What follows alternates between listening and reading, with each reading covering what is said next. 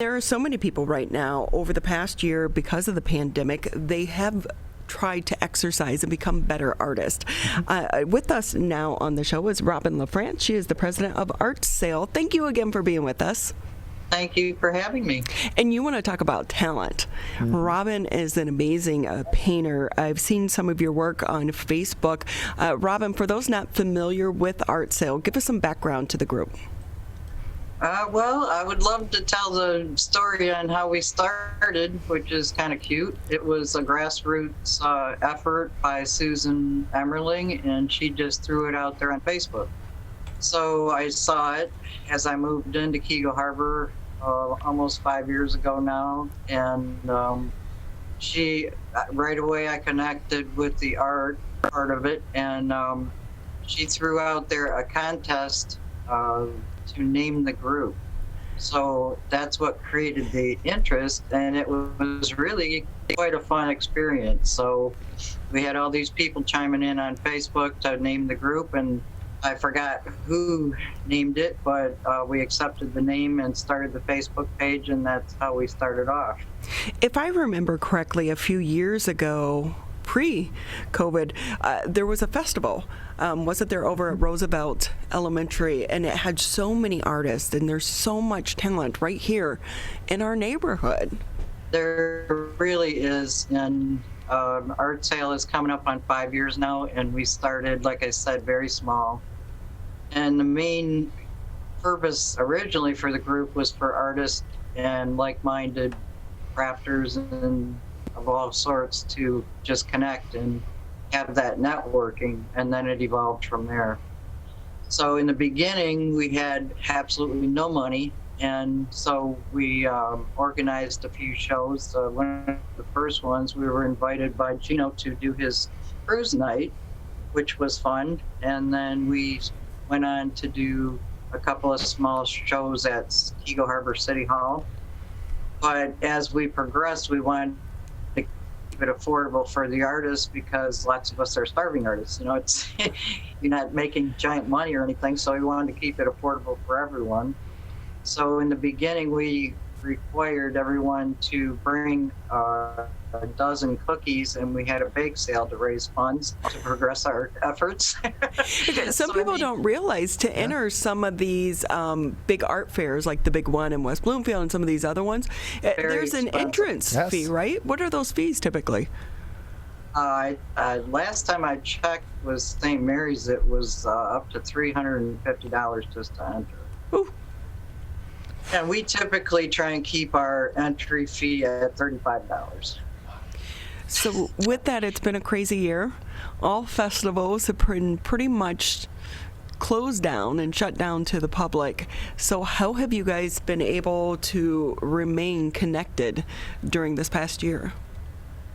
Well, we, like everybody, we had shows planned for this year, and they were shut down. And I'm even in a little art collective store in Waterford that was closed when everything had to close. So most of us crafters lost our work or our venues, so to speak, over the last year, just like everybody else that was put out of work.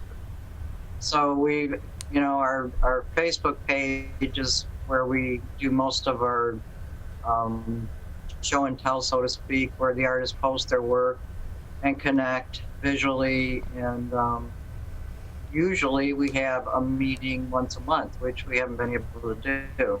We've had one Zoom meeting over the past year, and it really we didn't have much become of it because of all our venues being shut down. So lately we're hopeful in the future. We're as things start to open back up. My little store is open. We have the Oakland County Farmers Market coming up this year, but it won't be until October. Whereas in the past year, we had 3 opportunity shows scheduled for COVID year, which were canceled. So it really has affected all the artists and crafters too as well.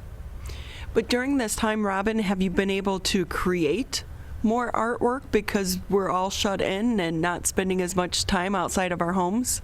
Well, one fun thing for me is I was able to have the time to put into my basement to make a better workspace for myself. So I did create a better studio, if you will. It's not a storefront by any means or anything like that. It's just a fun place for me to work. So I have been creating more, and over the winter I generally paint more anyway, but it really has been inspiring. And one thing about the group is all the artists and crafters in the group inspire me daily with their posts and their new ideas, and the friendship and everything I've gotten over the 5 years has been nothing but progressive and inspirational. Robin LaFrance with us here on the MegaCast. She's the president of ArtSail. And so when we're thinking of artists, what type of artists can join this group, or is it open to everyone? Well, we are an all-encompassing group for the arts, so we welcome musicians, and that's something that I would really like to encourage going forward, is more musicians, dancers, writers, poets, whatever falls into the arts, crafts, fine art category is welcome in the ArtSail group. And we started with, like I said, the very small grassroots nucleus, and I think we're up over 500, close to 550 members on the ArtSail Facebook page. So we also welcome fans of the arts because, you know, not all of us are artists, and those artists need the fans. So, but we will have future, this year, being hopeful, we'll have a couple of future opportunities.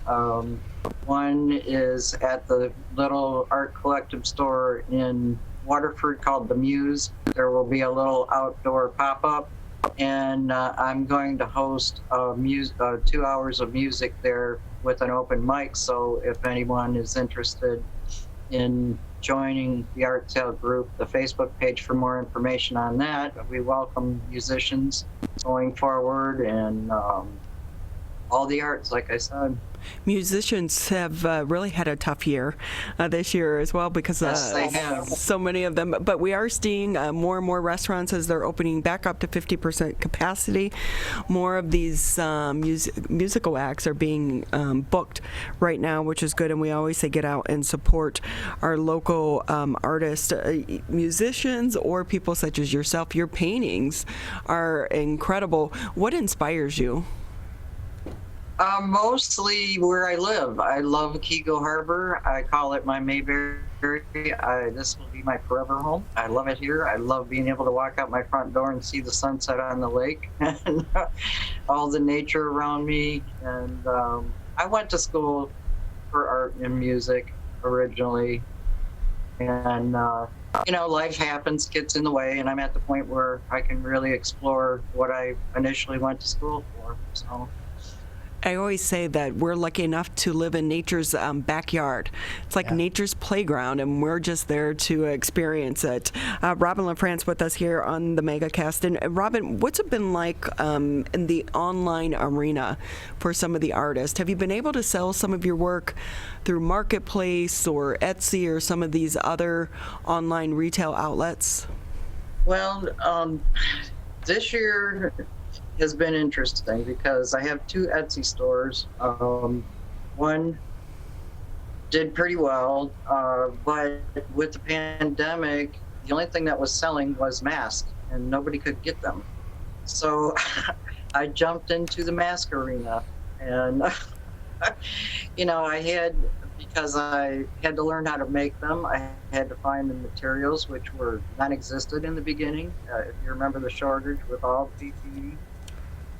So that was an investment for me, and as many as I sold, I didn't really make any money because it was just turning over products, so to speak, because of the investment. But I was happy to fill a need, and it did bring some attention to my Etsy store. So going forward, I hope now that I supplied that niche that people will look at the rest of my stuff again. So, Robin, with that, the vaccine is starting to be more widely available for artists such as yourself and other members of ArtSail. Is that really your hope at the end of the tunnel, that you guys can get back to sharing your work? Because while even having things online, we all love going to art fairs, because to me, that's where you buy the most unique gifts. Yes, that's what we're hoping for. Everybody is. And it's starting to, little by little, open back up. And hopefully this year, the ArtSail group will be able to put on a show. Over the past 5 years, we've tried to put on 2 shows a year. We did a big one at Gino Santia Hall a couple of years ago. And the group originally, I don't want to forget to say this, but we started as a kind of a co-op model where everybody, because our fees are so low, we've asked everybody to pitch in and to take a small job to put on the show. And everybody, for the most part, kicked in on that. Me and Susan Emmerling have been doing most of the background work as far as publicity and stuff like that, but we've tried to include music at the shows, which is what I'm going to try and do at the Muse coming up. And so it's kind of back in the saddle time. Well, we're hoping for a brighter tomorrow, and our festivals are back, because we also know, too, for so many people, through your art is a great way for you to deal with stress and heal as well. And you guys, Tyler, you have to go on the Facebook group. Anyone out there is ArtSail, right, and you can see some of the work. They're so creative. There's a jewelry maker on there. There's a lady who did a painting with green peppers, of all things. Yeah. So you guys are so creative, and we wish you the best of luck. And let's hope for a return to the festivals. Robin LaFrance with us here on the MegaCast. She's the president of ArtSail.